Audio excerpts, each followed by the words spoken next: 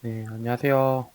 오늘은 열차백 코팅에 대해서 조금 더 알아보도록 하겠습니다. 제가 석사 때 만든 거라서 뭐 디자인이나 PPT는 허접하더라도 좀 이해 부탁드립니다. 그리고 과학 뭐 좀 석사 하셨던 분들은 뭐 간단하게 PPT를 만들기 때문에 뭐 좀 디자인이 촌스럽거나 그런 수는 있습니다. 근데 모두가 다 이렇게 만들기 때문에 그 틀을 벗어나기는 사실 좀 어렵고요. 결과적으로 제일 중요한 거는 과학계에서는 내용이라고 생각하기 때문에 크게 디자인에 대해서 막 크게 신경 쓰진 않습니다. 뭐 해당 부분 좀 감안해 주시고 보셨으면 좋겠습니다. 그리고 또 앞서 설명드렸던 뭐 기술 소개에 대한 내용도 좀 중복될 수 있으니까 뭐 한 번 더 알아간다는 개념으로 보셨으면 좋겠습니다. 그 첫 번째 영상에서 보셨던 것처럼 가스 터빈은 이렇게 생겼고 이쪽에 터빈 블레이드를 확대하면은 이렇게 블레이드 날이 이렇게 생겼습니다. 그리고 얘네들을 까서 이제 단면을 보면은 이렇게 합금이랑 본드코트, 탑코트 이렇게 이루어져 있습니다. 그리고 TGO는 Summer Grown Oxidation 해서 여기 산화가 진행되거든요. 쓰다 보면. 그래서 이렇게 TGO라는 층이 생성되게 됩니다. 그래서 이거는 이제 온도인데 보통 여기 되게 고온이거든요.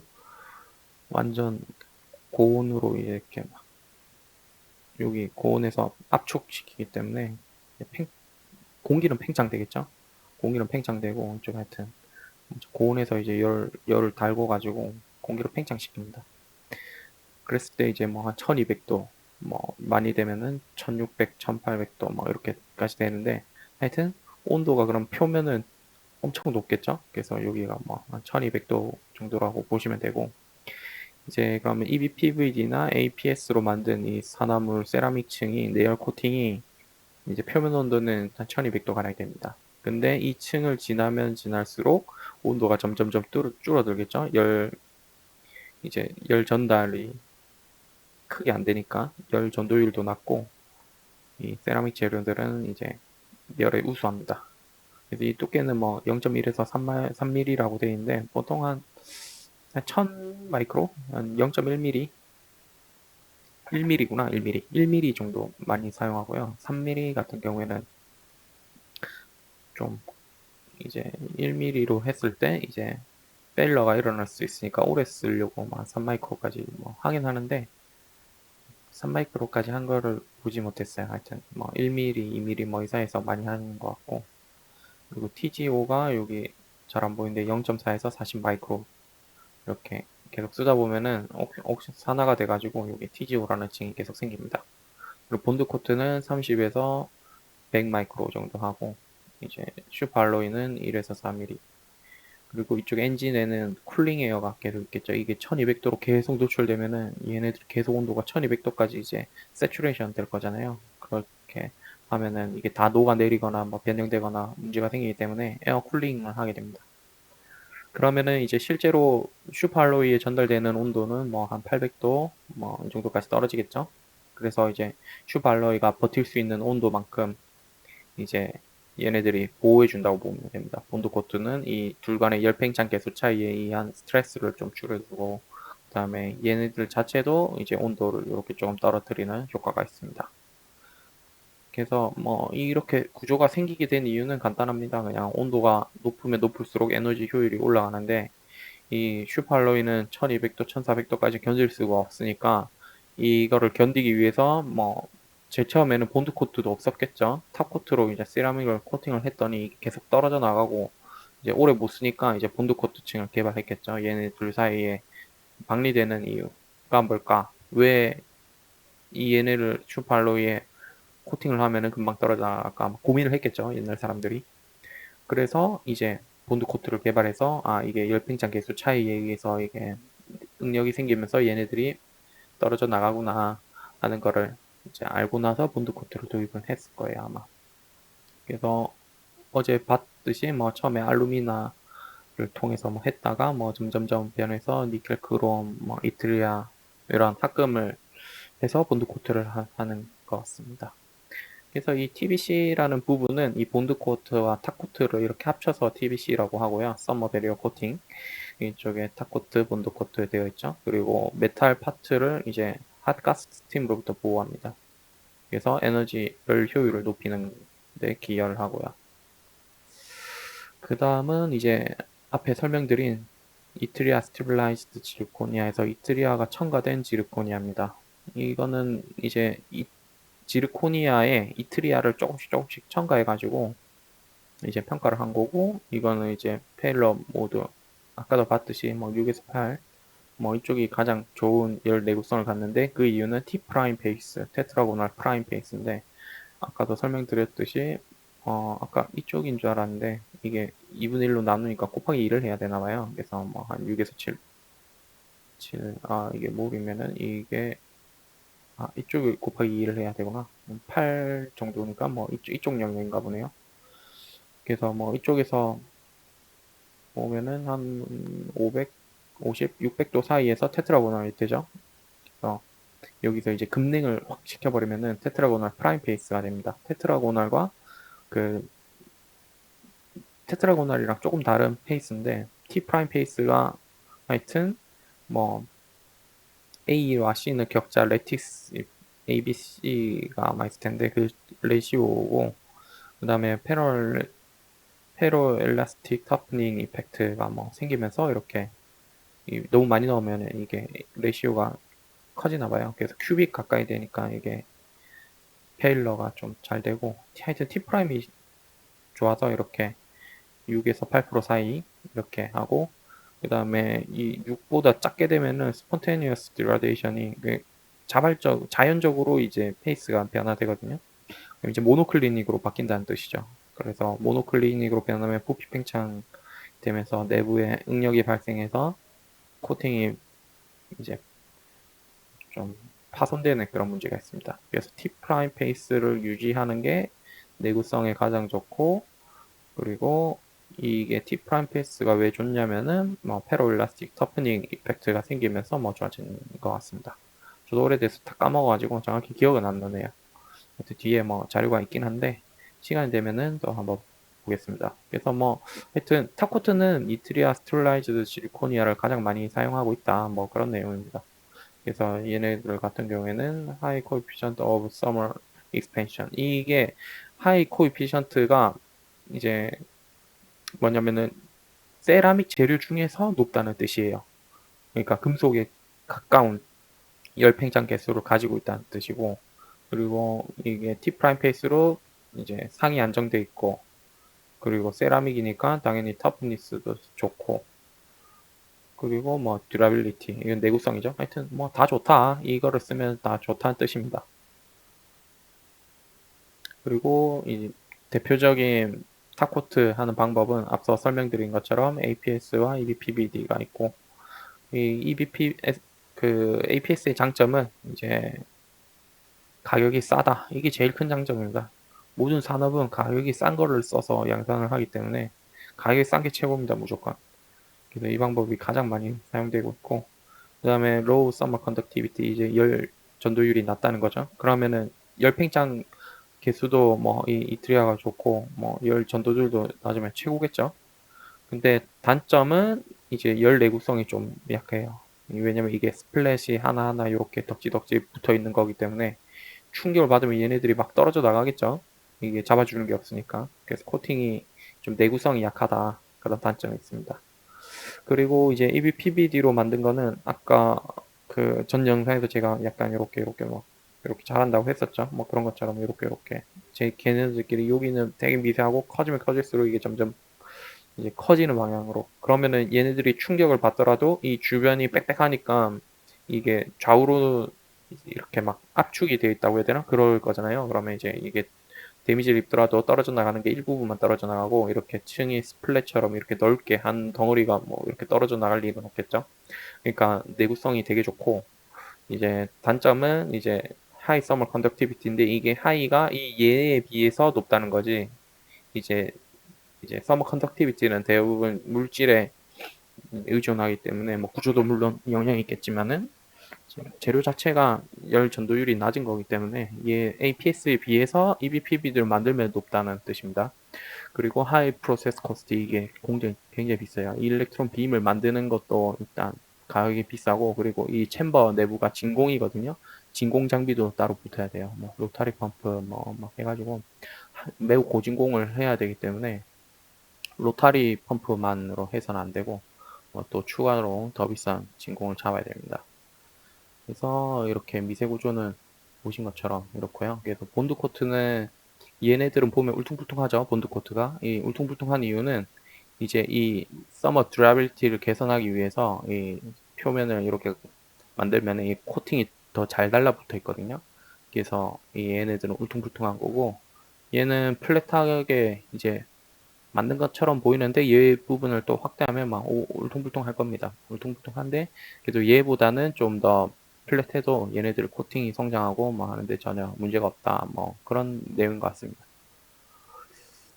그 다음에 이제 내구성 테스트를 봐야겠죠.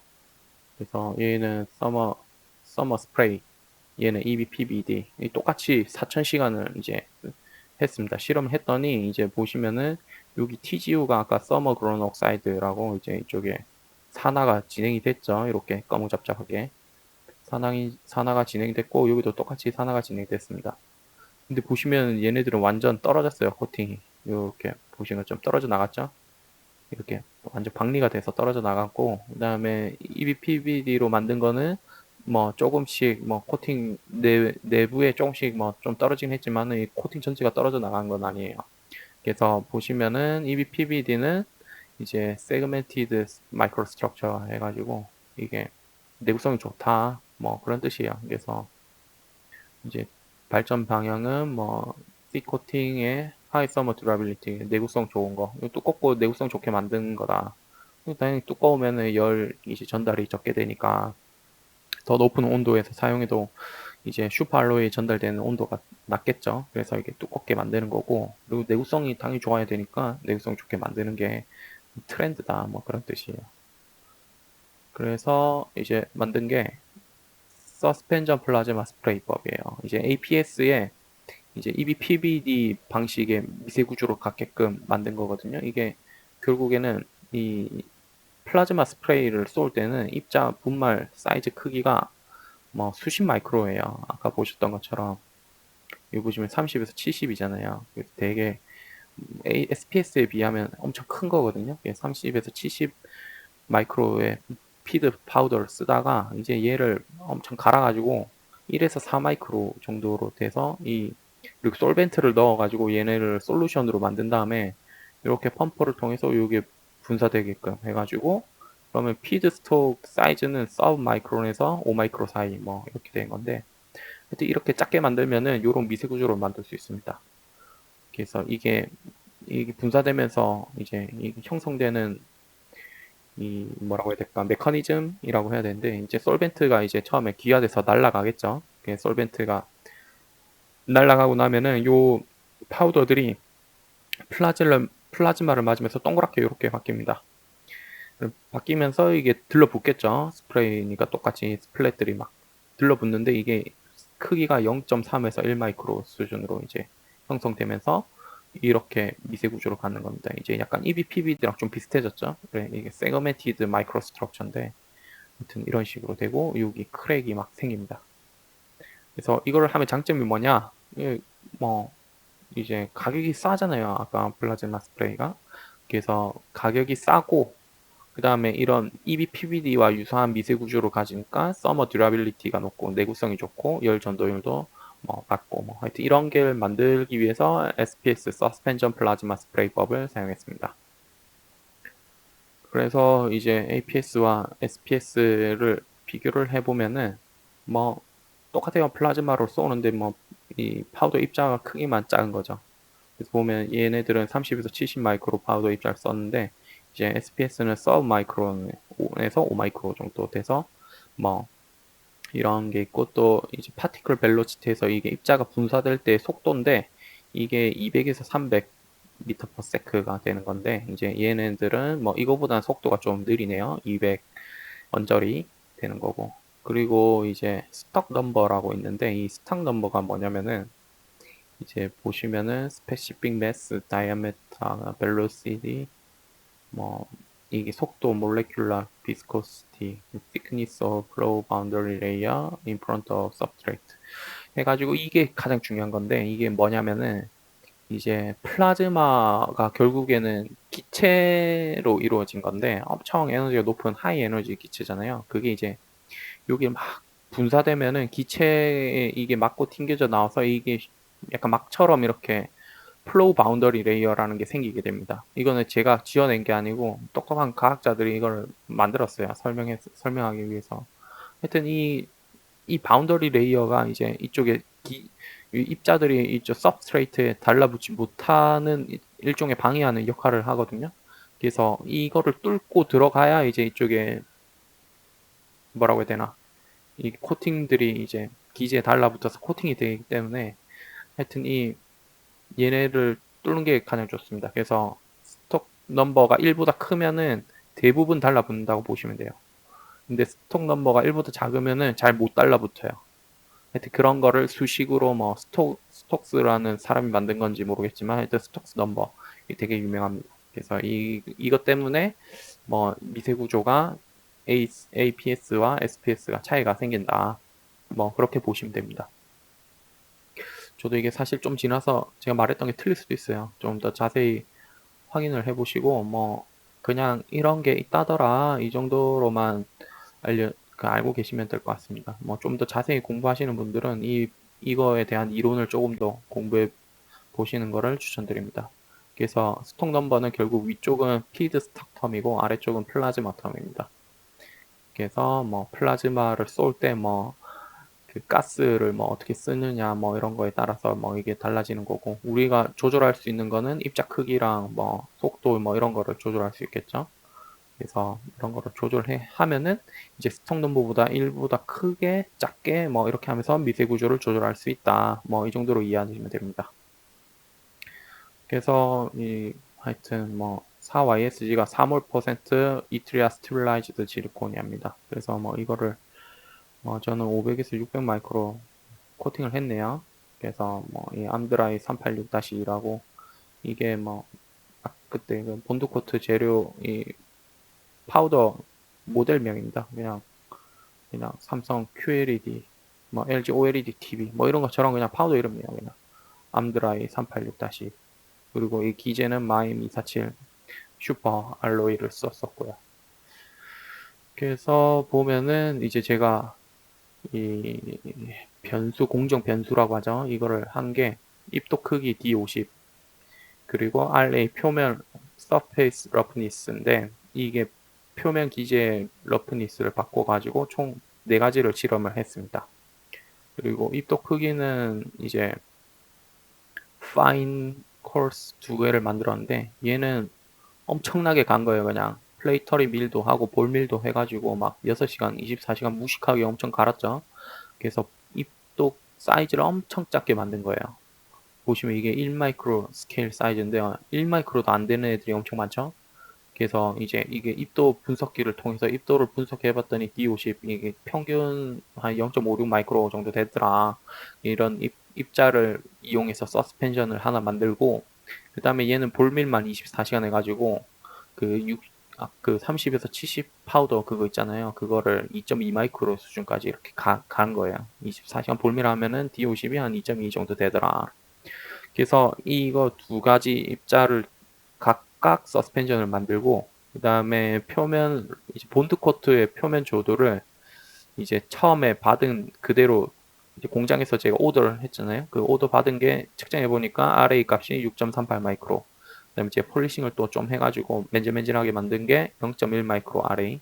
2개, 이 곱하기 2니까 4가지 실험을 했겠죠. 그래서 각각 4가지 실험을 했습니다.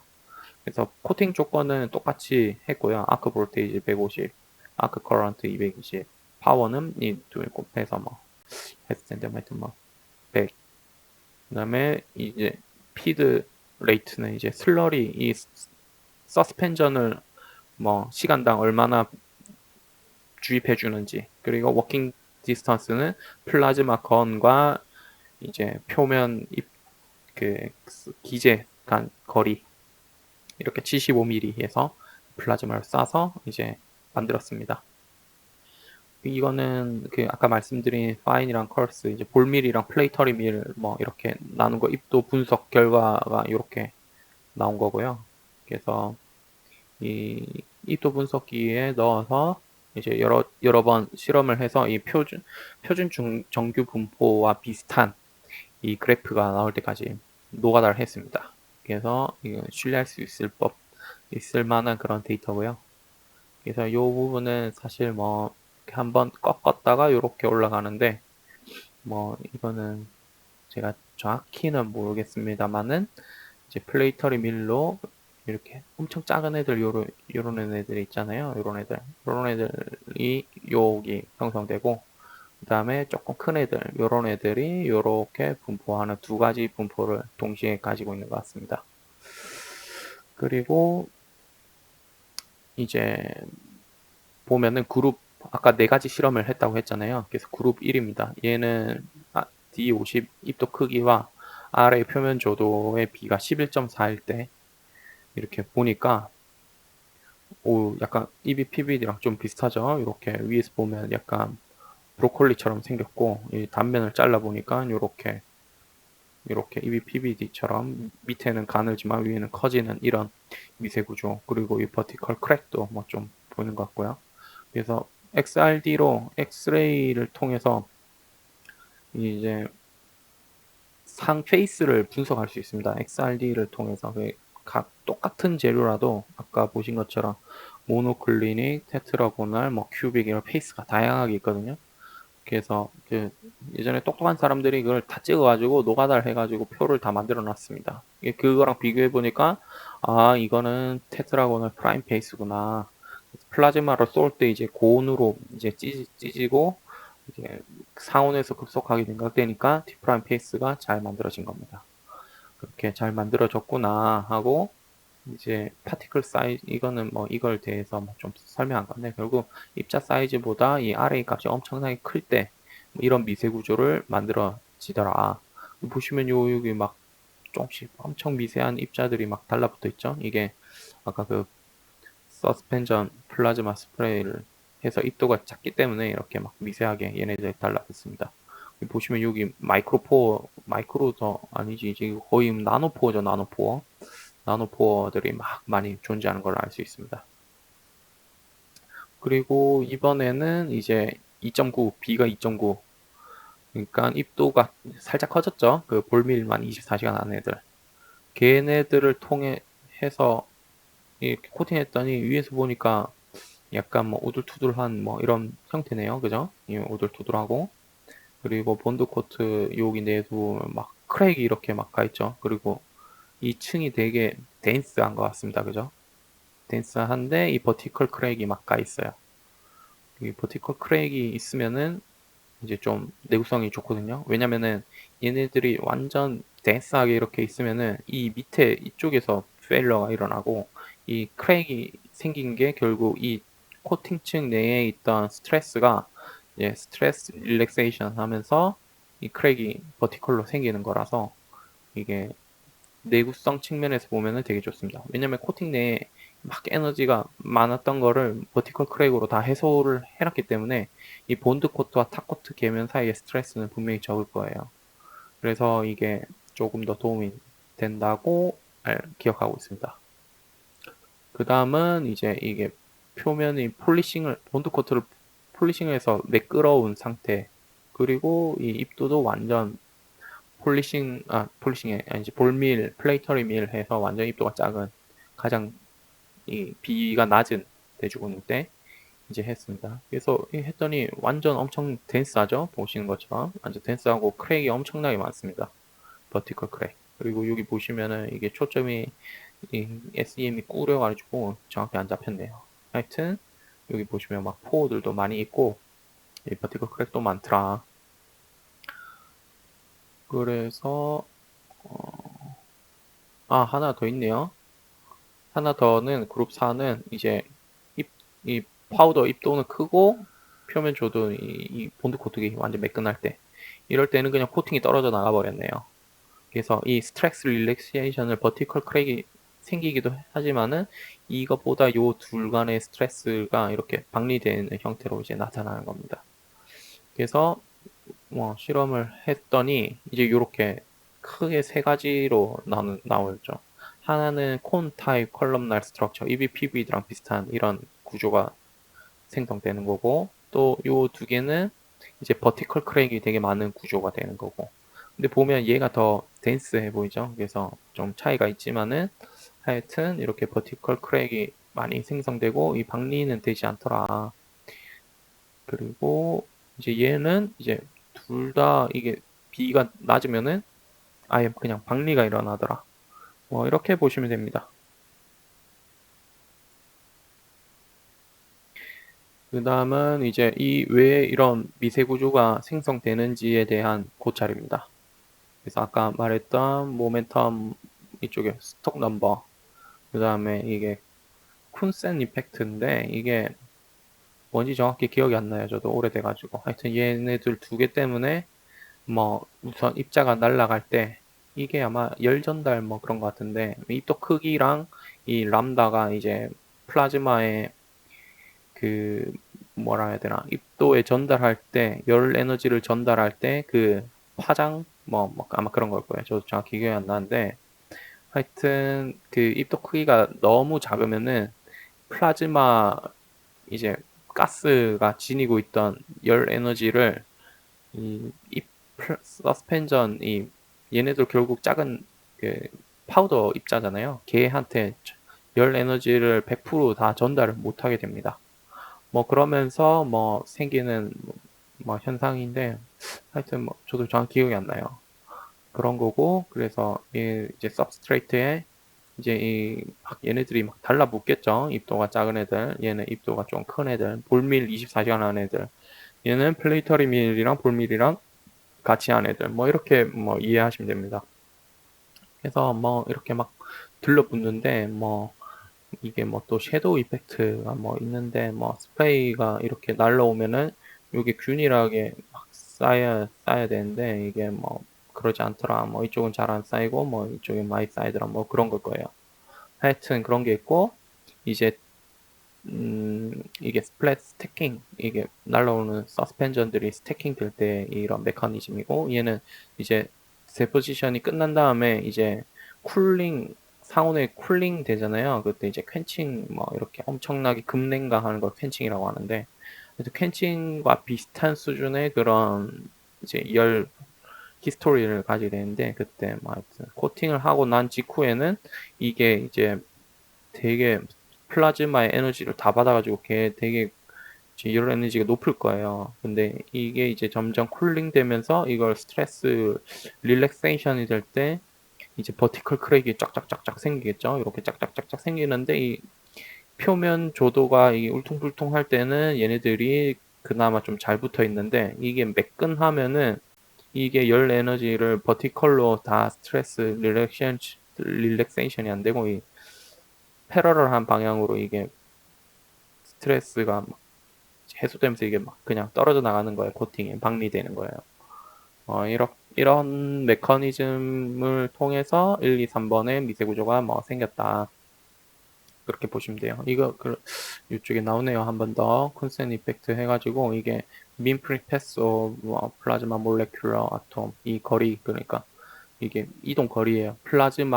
이 플라즈마 몰레큘러가 민 프리패스 해가지고 이게 평균 이동 거리 뭐 이런 건데 하여튼 뭐 이거는 이제 입도가 클 때는 이렇게 막 하면서 이 부딪히면서 열을 막 얘 파우더들한테 막 전달해요. 플라즈마 입자들이 막 많이 부딪히죠. 근데 이렇게 이 SPS 그 서스펜션 플라즈마 스프레이처럼 이게 입도가 작으면은 이 플라즈마 그 가스 크기에 비해서 이 입도가 그렇게 엄청나게 얘네처럼 크지 않기 때문에 많이 못 부딪히는 거예요. 이렇게 막 그래서 막 이쪽이 뭐 하나, 둘, 셋, 네 번 부딪히면은 뭐 얘는 한 번만 부딪히고 그럼 이게 한 번 부딪힐 때마다 이 열 에너지를 얘가 뺏어갈 텐데 얘는 에너지를 낮추기 위해서 얘한테 주는 거죠. 그럴 확률이 줄어드는 거예요. 그러니까 이 SPS 이 입자들이 이제 APS보다 열 에너지를 덜 받으니까 결국 열 에너지도 얘네들은 운동을 하고 있으니까 운동 에너지랑 똑같겠죠. 하여튼 그럼 얘는 200에서 300ms로 날아가고 얘는 뭐 200 언저리로 날아가는 게 이 이유도 있습니다.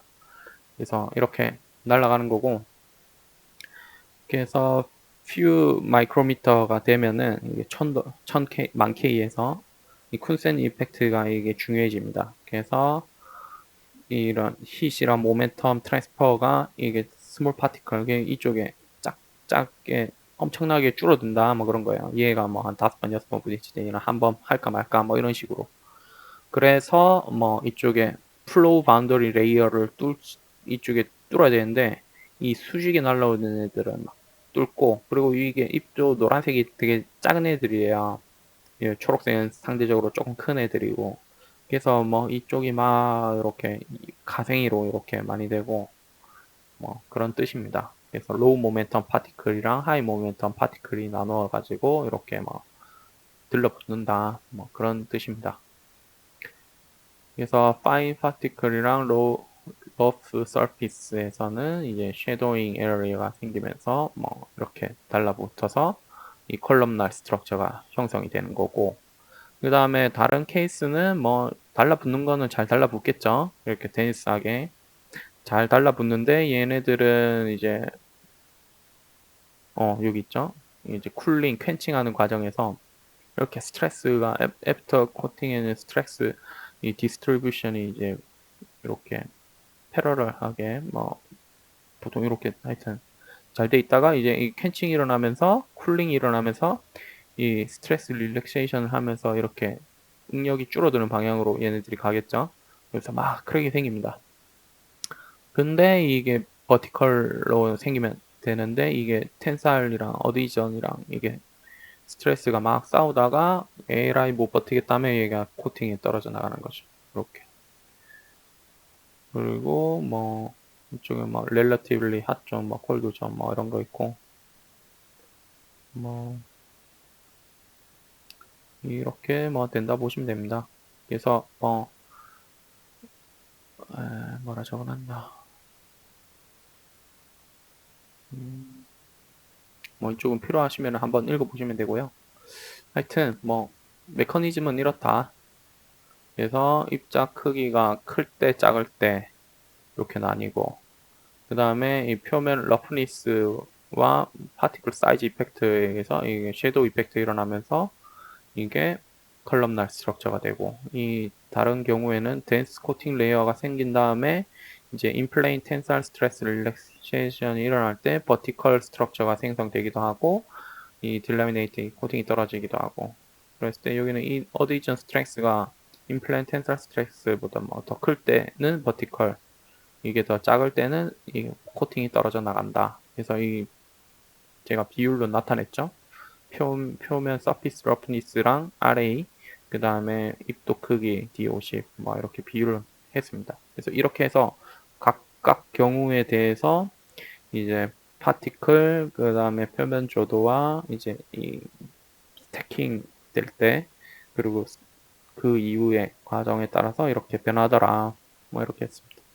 그래서 이제 부착 강도를 테스트를 해봤더니 이 APS와 EBPBD 사이에 이런 강도, 부착 강도를 나타냈고, 뭐 그 다음은 제가 실험을 석사과정 끝나서 더 못했습니다. 원래라면 뭐 부시 테스트도 하고 뭐 TGO 두께도 재고 뭐 열 내구성 막 실험 이것저것 많이 해야 되는데, 하여튼 졸업한다고 못했습니다.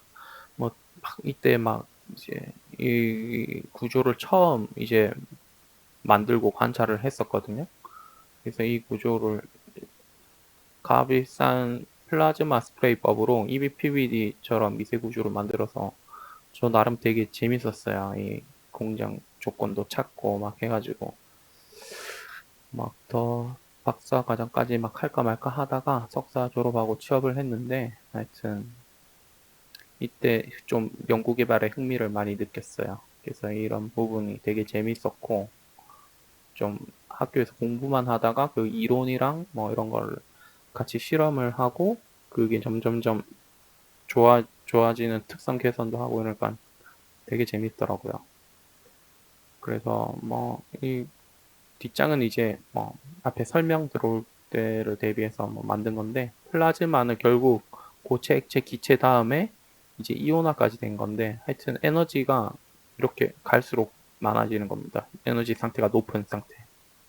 플라즈마란 게 쉽게 생각하면은 이게 너무 에너지가 높아서 이온들이 떨어져 나가고 뭐 하여튼 에너지가 제일 높은 상태라고 보시면 돼요. 뭐 태양 뭐 이런 거.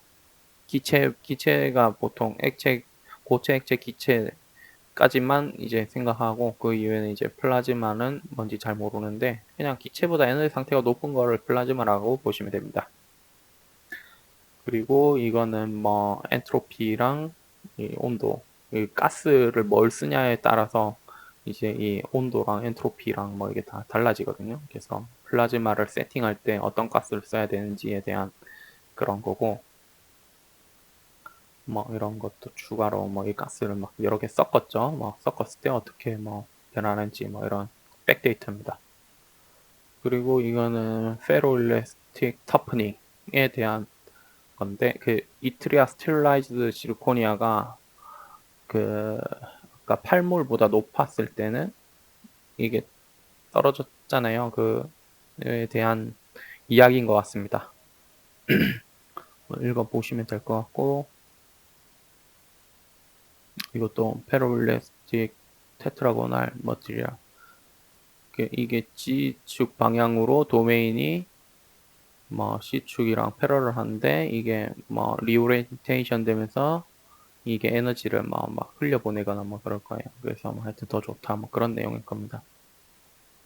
이건 스톡 넘버에 대한 거를 좀 더 자세히 적은 거고, 네, 이상입니다. 저도 한 지가 좀 꽤 돼서 기억이 정확히 안 나서 아는 데까지 이야기를 드렸습니다. 혹시 뭐 궁금한 게 있으신 분들은 뭐 댓글 달아주시거나 하시면 될 것 같습니다. 감사합니다.